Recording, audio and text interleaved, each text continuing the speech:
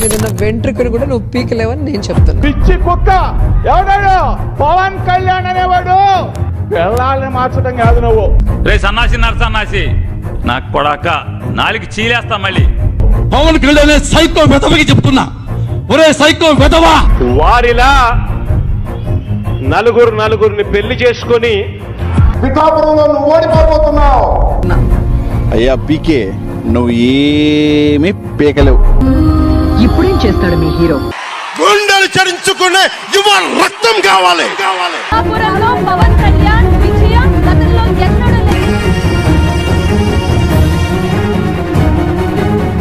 ఆంధ్రప్రదేశ్ ఎన్నికల చరిత్రలోనే ఒక సునామీని చూస్తున్నాం. కేవలం 15 సీట్లకు మాత్రమే పరిమితం అయిపోయింది. 21 సీట్లలో పోటీ చేసింది. 20 సీట్లలో ఆధిక్యంలో ఉంది. జగన్ సామాన్యుడు రాజకీయం చేస్తే ఇలాగే ఉంటది.